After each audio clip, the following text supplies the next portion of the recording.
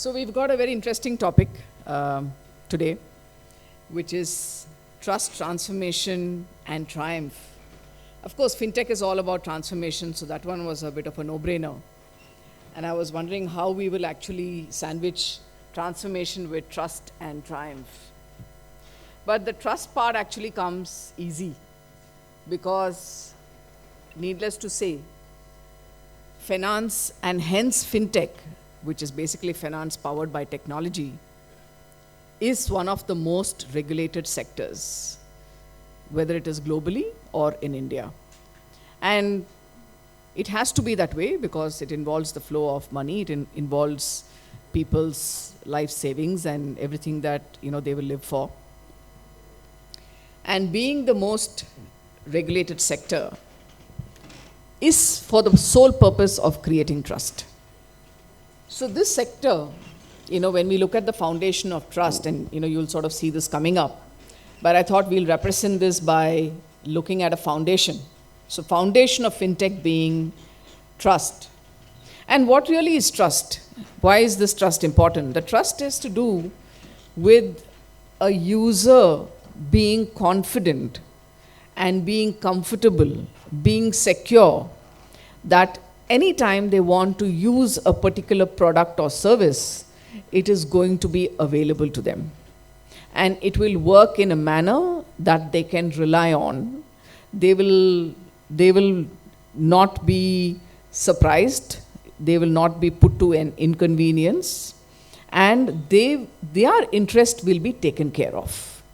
So that's really the fundamental of trust. And that's true for all of us as human beings, as individuals. We don't have to go into deep psychology for that. And where does this come from?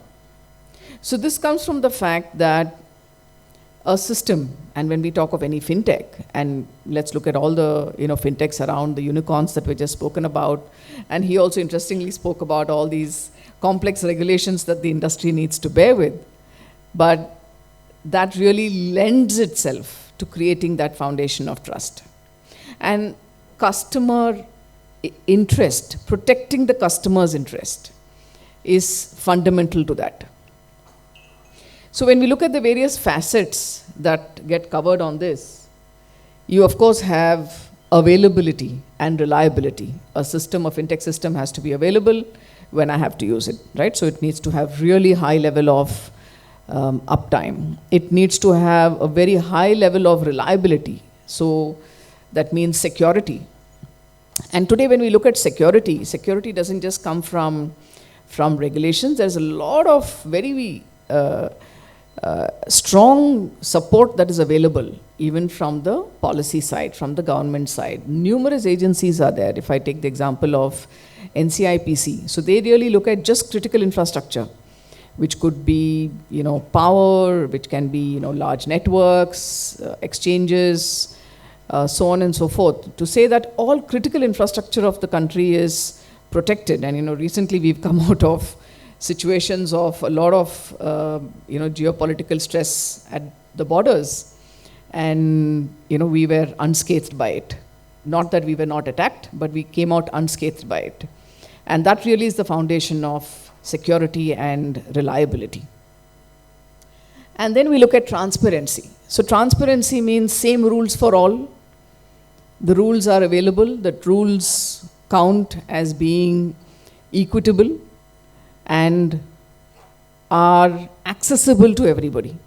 So a lot of regulations actually focus on the fact that there has to be a lot of visibility. How quickly do any sort of change in rules, any data that is available is made transparent, put up on the website. I mean, you'll see some of these regulations looking very, very nitty-gritty. Why in 24 hours so-and-so data has to be uploaded on a website? Those are the kind of circulars that come out sometimes, But this creates the transparency. It makes sure that whether it's a journalist or whether it's a fintech service provider, whether it's a consumer, whether it is a researcher, anyone has access to this data on an equitable manner. Now, when we're talking of access has two components.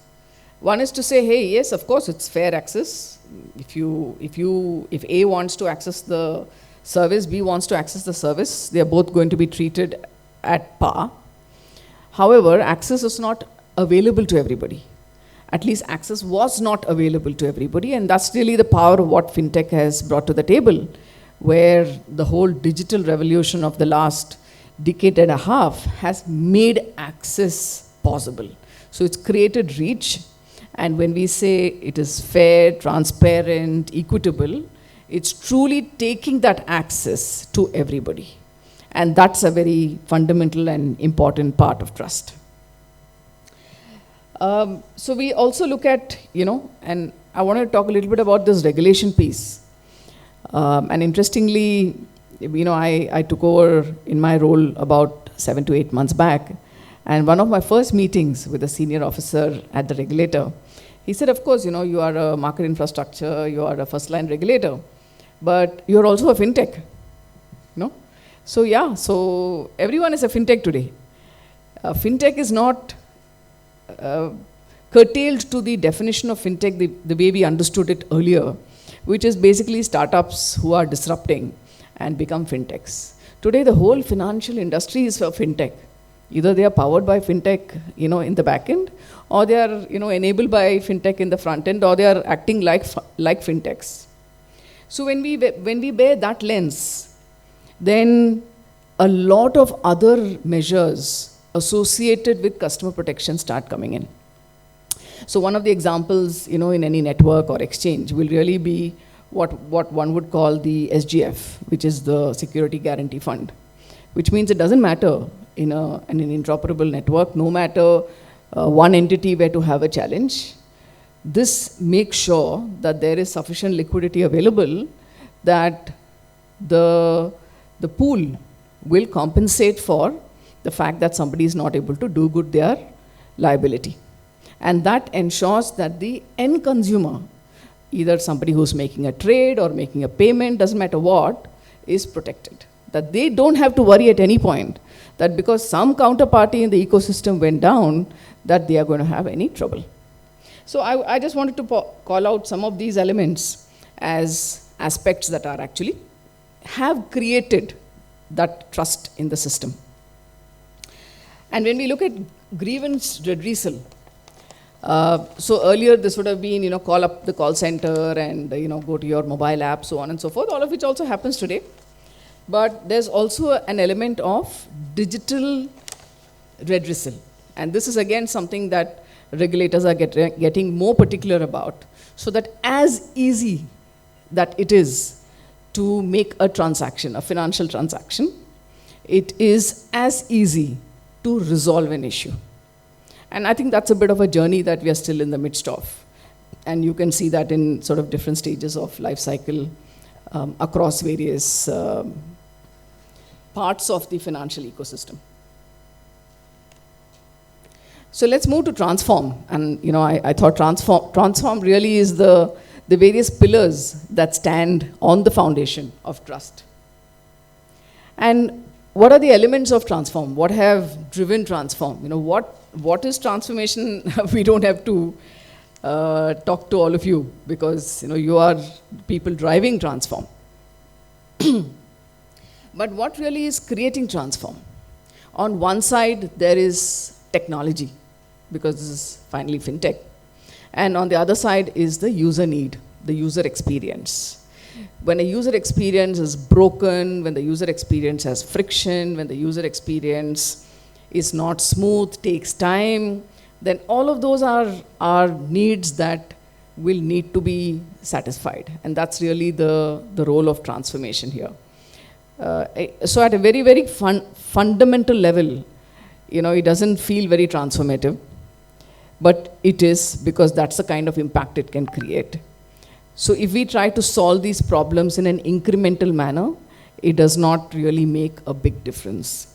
But when we look from where we are today, use technology to move few steps ahead, then that creates transformation. And that's the role of technology in solving that problem. So yes, technology exists. How are we using that technology? Is it smart technology? And what do I mean by smart technology? Is it agile? How fast can technology move? as one is recognizing user needs, user problems, how quickly can this be solved?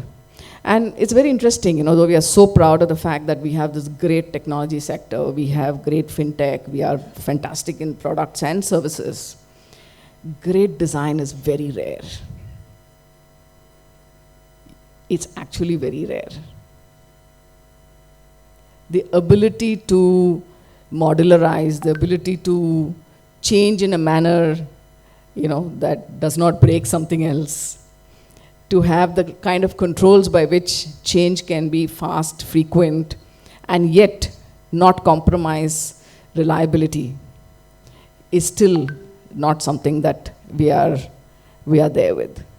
As India, we are still in that journey, and we need to get there. But it's played a very important part to come to where we are today. Smart technology also has to be frugal. And I use this word frugal very intentionally, because frugal is not to say that, we are going to do some hack. So frugal is not hacks. Frugal is to design in a manner that builds economy of scale, that builds efficiencies. So it means that as we scale, we're not just throwing hardware at the problem. We are not just throwing, more money to solve the problem, because ultimately, technology user needs have to define and come down to some level of value. Give value to the customer, give value to the user. And as fintechs, no matter how much funding continues to flow in, you have to become profitable. So this technology has to be smart. And how does that economy of scale come in? It goes back again to the kind of design that is there, so on and so forth. And I think wherever transformative technology has kicked in, that element has come into the fore. And there are enough examples today. If you look at the kind of hardware in the market, one will have to be courageous in technology to look at continuous process of redesign, redevelopment, change code every 2 to 3 years, to take advantage of the kind of hardware that is available today. Otherwise, a design that was made 4 years, 5 years back, while it might have been cool and slick and sort of, created disruption when it happened, is no longer fit for purpose, because hardware has moved on, network has moved on, all infrastructure has moved on, and the cost to serve can significantly be reduced from now on. So I think these are some elements of transformation that I thought I'll talk about. And last but not the least comes to the whole user experience piece, right? Because when we're talking of fintech, and I remember I was here last year talking on the subject, and it's a favorite subject of mine, which is really the entire financial needs life cycle of a user. So when you look at banking, and then you say payments, and then you say savings, then there is insurance, and then there is investment, and there is investments across various asset classes. So I think that cycle is something which also is creating this opportunity for transformation. And we are highly developed in some parts, certainly when it comes to banking, and we say, hey, 800, 900 million bank accounts, and we have now 15 billion UPI transactions and all of that stuff. But when we look at number of Demat accounts, a very big number. I think the number is more than 1 crore plus, but still long way to go. When we're looking at people who are actively investing, who have, no matter how much the kitty is, it may be 10,000, 1 lakh, 10 lakhs, you may be an HNI, whatever it is. But some part of that kitty actually providing some returns by way of investment, by investing in SIPs or investing in whatever that people feel comfortable with. I think all of this starts playing an important role. Insurance. So, there is, the insurance regulator has said by 2045, they want the whole country to be insured, protected, secure. And we are in that journey still. So that's a journey that we have to pass. An MCX example of innovation in this space will really be that when we look at commodity as an asset class for investment, there is a product called the 1 gram gold.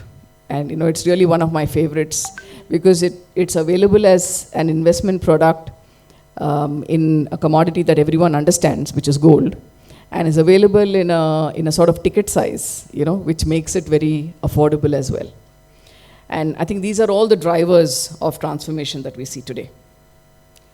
So yeah, as we look to wrap up, and I'll spend a little less time in this because everyone knows how great we are, how fantastic we are, and we keep chest thumping. And I wanted to remind everybody that triumph is triumph. Yes, let's be proud and let's be happy and let's be charged up about where we are. And it's very important to know what we've done well, so we continue to do that.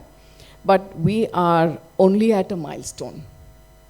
We are at a milestone, and we've got fantastic, we are at some very phenomenal milestones here, but we have more to go. And, that's why I wanted to kind of, and I don't know where that is, but sort of represent this, house of houses, so to say. So yes, we built the first one, but we have the whole, colony to go ahead with. To create lasting value. I think triumph is not about just these numbers, but how do we build lasting value? And as we look at, again, some more numbers here, the kind of SIP in mutual funds, and I took about a decade's time to see what we've done in the last decade, because triumph is not something we should look at on a short 1 or 2 year kind of time frame. So this is what we've done in the last decade, and this is only in the capital market sector. And across sectors, of course, we've done some very, very cool stuff. And the next decade is really what we should be planning for. And what will that look like, right? Where will the next set of actions come from? And I see a long series of excellent topics for discussion today. But some of the things that came to my mind, India's role in actually creating infrastructure. To have Indian players who are creating cloud infrastructure. We are users of cloud infrastructure, yes, in a big way. When we say cloud, we think of how do I deploy my software on the cloud? But when do we start building our own cloud infrastructure? Our own cybersecurity software, our own cybersecurity controls. How do we look at compliance software? We spoke about how compliance is so important for the financial sector, RegTech, SupTech. I think we're still sort of struggling on the sidelines over there, so there's an opportunity.